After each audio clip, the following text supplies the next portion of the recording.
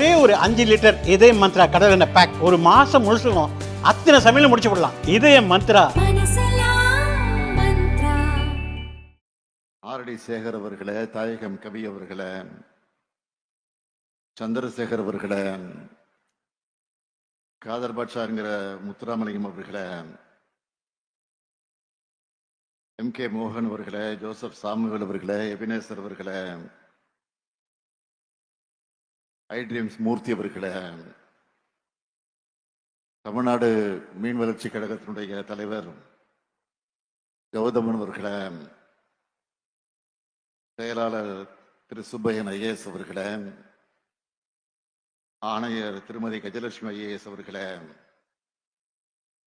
மாவட்ட ஆட்சித்தலைவர் திருமதி ரஷ்மி சித்தார்த் IAS அவர்களே, மண்டல குழுவுடைய தலைவர் தனியரசு உள்ளிட்ட உள்ளாட்சி அமைப்புகளின் பிரதிநிதிகளை, நலத்திட்ட உதவிகளை பெறுவதற்காக வருகை தந்திருக்கக்கூடிய மீனவ சமுதாயத்தினுடைய தோழர்களே, நண்பர்களே, பெரியோர்களே, தாய்மார்களே மற்றும் ஊடகத்துறை சார்ந்திருக்கக்கூடிய நண்பர்களே, உங்கள் அனைவருக்கும் என்னுடைய அன்பான வணக்கம். 272 கோடியே 80 லட்சம் ரூபாய் மதிப்பீட்டில் சுமார் 3000 பேருக்கு வேலை வாய்ப்பை வழங்கக்கூடிய 400 கில்லட் படகுகள், 250 ஃபைபர் படகுகள் நிறுத்துகிற வசதியோட 60,000 மீன்களை கையாளக்கூடிய வசதிகளோடு இருக்க இந்த சூறை மீன்பிடி துறைமுகத்தை திறந்து வச்சு உங்க எல்லாரையும் சந்திக்கிறதுல நான் மிகுந்த மகிழ்ச்சி அடைகிறேன், பெருமைப்படுகிறேன். கடின உழைப்பால, தியாகத்தால நம்முடைய பண்பாட்டோட ஒரு அடையாளமாக இருக்கக்கூடிய மீனவ தோழர்களுடைய வளர்ச்சிக்கு இந்த துறைமுகம் பெரும் வாய்ப்பா இருக்கும் என்று நான் நம்புகிறேன். சென்னையோட வளர்ச்சியில பழவேற்காட்டிலிருந்து கோவலம் வரைக்கும் மீனவ கிராமங்களோட பங்களிப்பு மிக மிக முக்கியமானது. இப்படிப்பட்ட மீனவர்களுடைய நலனையும் வாழ்வாதாரத்தையும் பாதுகாக்கிறது என்பது நம்ம தமிழ் சமுதாயத்தை, பண்பாட்டை காக்கிறதுக்கு சமம். அந்த கடமையை நம்ம திராவிட மாடல் அரசு சிறப்பாக செய்து கொண்டிருக்கிறது. மீனவர்கள் நலனை காக்கிறதோட நம்ம மீனவர்களுடைய பாரம்பரிய மீன்பிடி உரிமைகளை நிலைநாட்டுவதற்கு தேவையான எல்லா நடவடிக்கைகளையும் நாம தொடர்ந்து எடுத்துக்கொண்டிருக்கிறோம். அதனால்தான் கடந்த ஏப்ரல் 2ஆம் நாள் சட்டமன்றத்தில்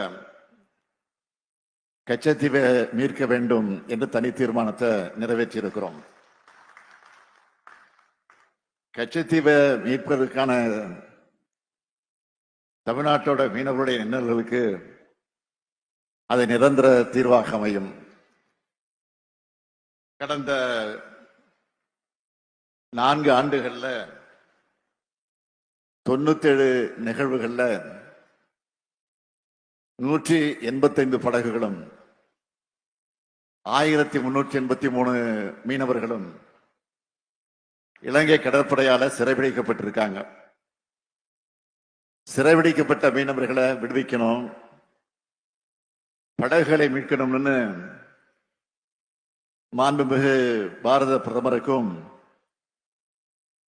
ஒன்றிய வெளியுறவுத்துறை அமைச்சருக்கும் இதுவரைக்கும் எத்தனை கடிதங்கள் எழுதியிருக்கிறேன் என்று சொன்னால் 76 கடிதங்கள் நான் எழுதியிருக்கிறேன். அது மட்டுமல்ல, நேரில் சந்திக்கிற போதெல்லாம் தொடர்ந்து நான் வலியுறுத்தி கொண்டிருக்கிறேன்.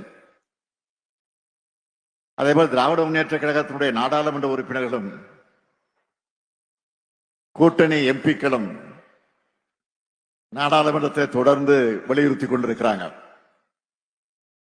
இப்படி உரிமை குரலை எழுப்பின காரணத்தால தான் இதுவரைக்கும் 1354 மீனவர்கள் விடுவிக்கப்பட்டிருக்கிறாங்க. எஞ்சிய 23 மீனவர்களையும் மீட்டு தாயகம் அழைச்சிக்கிட்டு வர்றதற்கான தொடர் நடவடிக்கைகளை நாம எடுத்துக்கிட்டு இருக்கிறோம். இந்த நிலையிலும் 2018ஆம் ஆண்டு முதல் சிறைபிடித்த 229 படகுகள் இலங்கை அரசு இதுவரைக்கும் விடுவிக்கல. ஒரு பக்கம் அவற்றை மீட்பதற்கான அரசியல் போராட்டத்தை நாம தொடர்ந்து நடத்தி கொண்டிருந்தாலும் இதனால் மீனவர்களுடைய வாழ்வாதாரம் பாதிக்கப்படக்கூடாதுன்னு மயிலாடுதுறை, நாகப்பட்டினம், புதுக்கோட்டை, தஞ்சாவூர், ராமநாதபுரம் மற்றும் தூத்துக்குடி மாவட்டங்களை சார்ந்த 129 விசைப்படகு உரிமையாளர்களுக்கு தலா 5 லட்சம் ரூபாய் வீதமும், 26 நாட்டுப்படகு உரிமையாளர்களுக்கு தலா 1,06,84 லட்சம் ரூபாய் வழங்கி இருக்கிறோம். இந்த தொகையை 6 லட்சம் ரூபாயாக முதல்ல உயர்த்தி இப்போ 8 லட்சம் ரூபாயாக உயர்த்தி அறிவிச்சிருக்கிறேன். 2024 மற்றும் 2025ஆம் ஆண்டுகள்ல சிறைபிடிக்கப்பட்ட இந்த மாவட்டங்களை சார்ந்த 73 விசைப்படகுகளுக்கு 8 லட்சம் ரூபாய் வீதமும், 9 நாட்டுப்படகுகளுக்கு 2 லட்சம் ரூபாய் வீதமும் உயர்த்தப்பட்ட விகிதத்தில் மொத்தம் 6,02 லட்சம் ரூபாய் நிவாரணம் இப்போ வழங்கப்பட்டிருக்கு. இப்படி மீனவர்களுடைய கண்ணீரை துடைக்கிற அரசாம், ஆதரவை கரம் நீட்டக்கூடிய அரசாம் நம்முடைய திராவிட மாடல் அரசு இருந்து கொண்டிருக்கிறது. இந்த இன்னல்களை எல்லாம் தீர கச்சத்தீவை மீட்கிறது தான் ஒரே வழி. மீனவர்களுடைய நலன் காக்க நம்ம திராவிட மாடல் அரசு செஞ்சிருக்கக்கூடிய திட்டங்களையும் முன்னெடுப்புகளையும் பட்டியலிட்டு சொல்லணும்னா, தமிழ்நாடு மீனவர் நல வாரியம் வாயிலான் 19,997 பயனாளிகளுக்கு பல்வேறு நிவாரணம் மற்றும் உதவித்தொகை திட்டத்தின் கீழ் 25,68 லட்சம் ரூபாய் வழங்கப்பட்டிருக்கு. கடந்த 4 ஆண்டுகள்ல 121 மீன்வள கட்டமைப்பு, அந்த பணிகளுக்காக மொத்தம் 849 கோடி ரூபாய்க்கு 1,849 கோடி ரூபாய்க்கு நிர்வாக ஒப்புதல் வழங்கப்பட்டு அந்த பணிகள் மேற்கொள்ளப்பட்டிருக்கு. 46 புதிய மீன் இறங்கு தளங்கள் அமைக்க 626 கோடியே 12 லட்சம் ரூபாய்க்கு நிர்வாக ஒப்புதல் வழங்கப்பட்டு 34 பணிகள் முடிக்கப்பட்டு பயன்பாட்டில் இருக்கு. 29 மீன் இறங்கு தள மேம்பாட்டு பணிகளுக்காக 85 கோடியே 52 லட்சம் ரூபாய்க்கு நிர்வாக ஒப்புதல் வழங்கப்பட்டு 17 பணிகள் முடிக்கப்பட்டு பயன்பாட்டில் இருக்கு. 11 புதிய மீன் பண்ணைகள், அதனுடைய கட்டுமான பணிகளுக்கு 49 கோடியே 79 லட்சம் ரூபாய்க்கு நிர்வாக ஒப்புதல் வழங்கப்பட்டு 9 பணிகள் முடிக்கப்பட்டு பயன்பாட்டில் இருக்கு. இப்ப இருக்கக்கூடிய 14 அரசு மீன் பண்ணைகளை மேம்படுத்த 46 கோடியே 85 லட்சம் ரூபாய்க்கு நிர்வாக ஒப்புதல் வழங்கப்பட்டு 13 பணிகள் முடிக்கப்பட்டு பயன்பாட்டில் இருக்கு. புதிய மற்றும் மேம்படுத்தப்பட்ட மீன்பிடி துறைமுகங்கள் மற்றும் மீன் இறங்கு தளங்கள் அமைக்கிறது குறித்து 12 ஆய்வுப் பணிகளுக்கு 9 கோடியே 45 லட்சம் ரூபாய்க்கு நிர்வாக ஒப்புதல் வழங்கப்பட்டு 7 பணிகள் முடிக்கப்பட்டிருக்கு. 8 கோடி ரூபாய் செலவில் 2 பயிற்சி நிலைய பணிகள் முடிக்கப்பட்டு பயன்பாட்டில் இருக்கு. 7 மீன்பிட துறைமுக பணிகளுக்கு 258 கோடியே 20 லட்சம் ரூபாய்க்கு நிர்வாக ஒப்புதல் அளிக்கப்பட்டு 4 பணிகள் முடிக்கப்பட்டு பயன்பாட்டில் இருக்கு. மற்ற பணிகள் எல்லாம் முழு வீச்சில நடைபெற்று வருது. அந்த பணிகளும் விரைந்து முடிக்கப்பட்டு பயன்பாட்டிற்கு கொண்டு வரப்படும் என்பதை நான் மகிழ்ச்சியோடு தெரிவித்துக் கொள்ள விரும்புகிறேன்.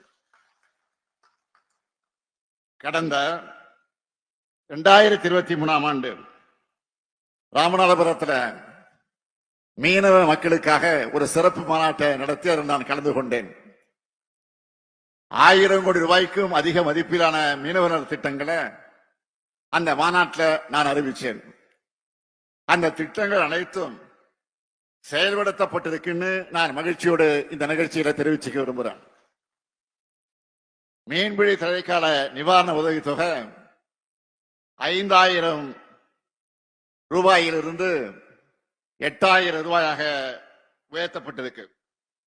இந்த திட்டத்தின் கீழ் 60 வயசுக்கு மேற்பட்ட மீனவர்களும் பயன்பெறும் வகையில் செயல்படுத்தப்படுகிறது. கடந்த 4 ஆண்டுகள்ல 518 கோடியே 53 லட்சம் ரூபாய்க்கு நிவாரண தொகை வழங்கப்பட்டிருக்கு. மீன்பிடி விசைப்படகுகளுக்கு வழங்கப்படக்கூடிய வரி விலக்களிக்கப்பட்ட டீசல் 18,000 லிட்டர்ல இருந்து 19,000 லிட்டராக உயர்த்தப்பட்டது. கடந்த 34,668 கிலோ லிட்டர் அளவுக்கு மானிய டீசல் விநியோகிக்கப்பட்டிருக்கு. மீன்பிடி நாட்டுப்படைகளுக்கு வழங்கப்படுகிற வரி விலக்களிக்கப்பட்ட டீசல் 4000 லிட்டர்ல இருந்து 4400 லிட்டராக உயர்த்தப்பட்டு 12,592 மீன்பிடி படைகளுக்கு வழங்கப்படுது.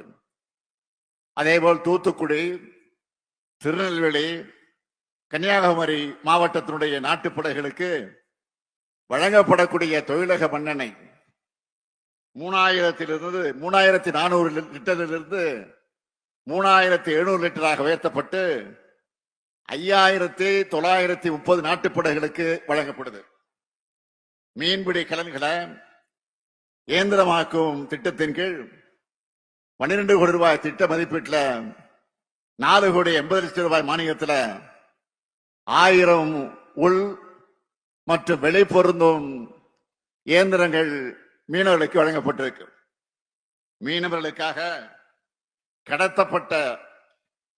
மீனவர்களுக்காக கட்டப்பட்டிருக்கக்கூடிய 8,561 வீடுகளுக்கு பட்டா வழங்கப்பட்டிருக்கு.